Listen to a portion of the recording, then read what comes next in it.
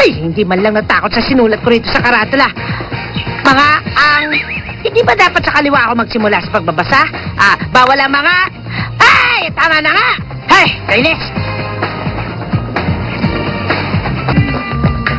Direk, kumusta ka na, ha? Bakit po hindi kayo nagpunta sa ribbon cutting ng Keepsake Wish direkto? Oo nga. Dalawang taon ko rin kayo hindi Ako, nakita. Director G. Alam mo, miss na Oo nga, kayo. nagmamadali ako. Bye! Halika, sandali lang, Saan ka pupunta?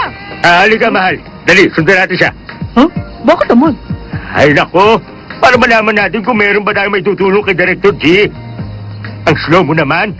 Asawa ka pa naman ng big boss na isang kumpanya. Ha? Oo nga. Boss nga pala ang asawa ko. Tara.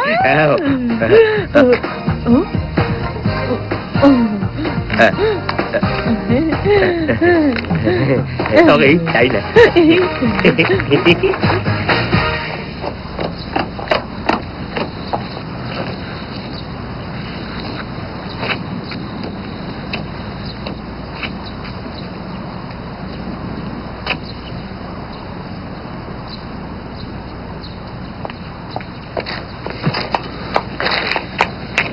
Di ba pupunta ka sa Paris?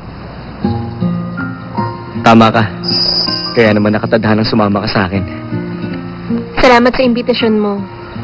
Nung kailangan kita, lagi kang nasa tabi ko. Pero ayaw kitang gamitin. Alam ko na sasabihin mo yan. Pero hindi ako madaling sumuko. Single ka pa rin ngayon. Kaya may pag-asa pa, di ba? Payakap.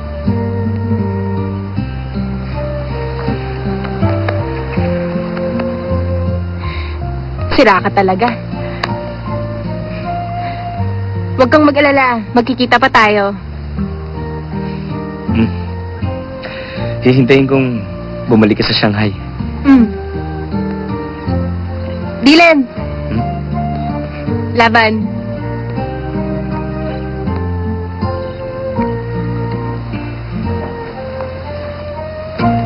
Bye-bye! Boyfriend mo ba siya? Paki mo ba? Hindi nga. Ano bang pakialam mo? Sabi mo kahapon takot ka nang baka lukuin uli kita. Bakit? Dahil ba mahal mo pa rin ako? Hindi. Hindi ka ba sumama dahil sa akin? Hindi! Mahal mo pa ba ako? Hindi na ngayon. Okay na? Alis na ako. Ano bang gusto mo? Gusto kita. Cindy. Gusto kita. Gusto mo ko? Huwag mo nga akong lokohin. Hindi ba napilitan ka lang na pakasalan ako noon? Ayaw mo rin sa anak natin. At huwag mong kakalimutan. Ikakasal ka na. Totoong napilitan lang akong pakasalan ka. Pero natutunan din naman kitang mahalin.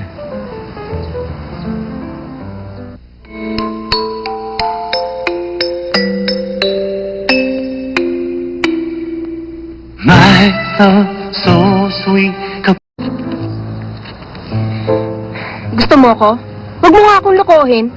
Hindi ba napilitan ka lang na pakasalan ako noon? Ayaw mo rin sa anak natin. At huwag mong kakalimutan. Ikakasal ka na. Totoong napilitan lang akong pakasalan ka. Pero natutunan din naman kitang mahalin. Love, so sweet, pangako sa iyo, ikaw lang ang iibig. Totoong napilitan lang akong pakasalan ka. Pero natutunan din naman kitang mahalin. At pati na rin ang magiging anak sana natin. Hindi totoong binigyan kita ng abortion agreement. Nagpagawa ako ng bagong divorce agreement. Pero ngayon alam ko nang hindi ko rin dapat ginawa ang bagay na yun. Hindi ko na pakakasalan si Ana. Kinansel ko na yung kasal. Dahil mahal kita. Hindi totoong binigyan mo ko ng abortion agreement. Bakit ko naman gagawin yun? Minahal ko ang anak natin. Bakit ako maniniwala? Bakit ko tinulungan ang mga kababayan mo? Ayaw mo bang malaman ng dahilan? Sabihin mo. Dahil ayokong putulin ang relasyon natin.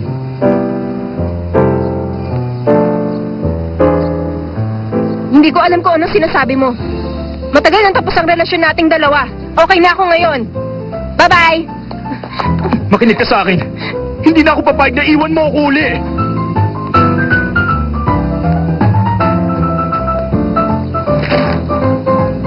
Sige, ayos lang.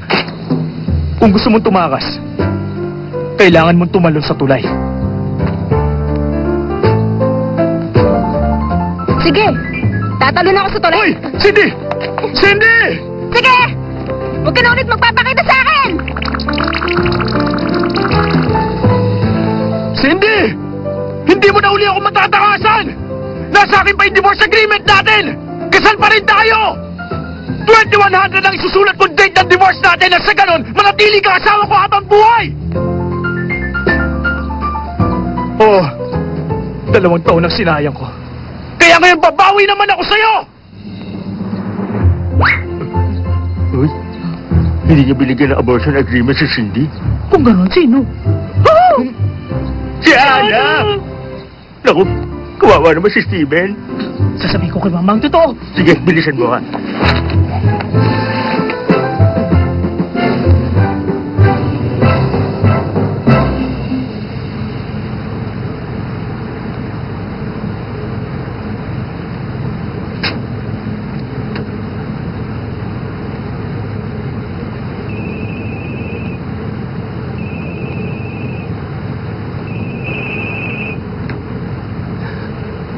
Hello?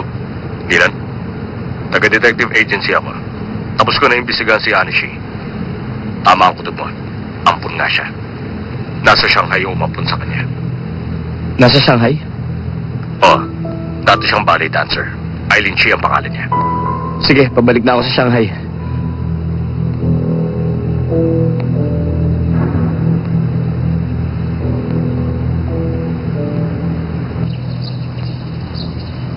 Ay, naku, mama, ate! Makinig kayo sa akin. May kasalanan tayo kay Steven! Ha? Narinig ko yung usapan nila kanina ni Cindy. Pinaliwanag niya kung ano talagang nangyari. Tapos? Nalaman ko kung sino ang dapat sisin sa paghiwalay ni na Cindy at Steven. Walang iba kung hindi yung malanding balerinang nakita natin noon. At may isa pa akong nalaman.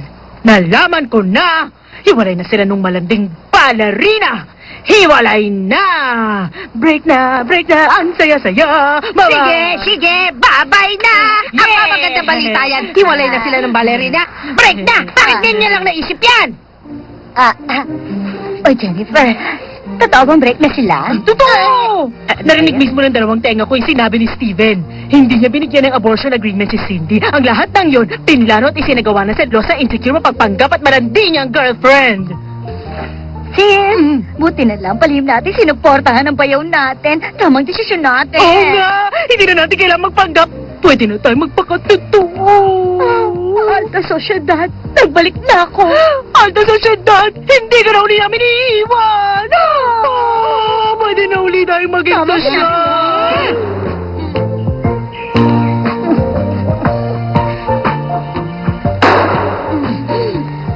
Ang sakit. Ay! Mukhang may nakalimutan yata kayong dalawa. Wala akong pakialam kung si Steven o yung nobya man niya may kagagawa ng lahat. Hindi niyo ba naalala kung anong ginawa niya noon, ha? Unang araw pa lang ni Cindy sa mansion nila, pinapirma na kagad siya ng divorce agreement na walang yang yan. At nung umuwi ng Taiwan yung malanding balerina, pinauwi kagad ni Steven ang kapatid niyo rito. Kaya hindi ako naniniwalang bigla na lang siya magiging mabait.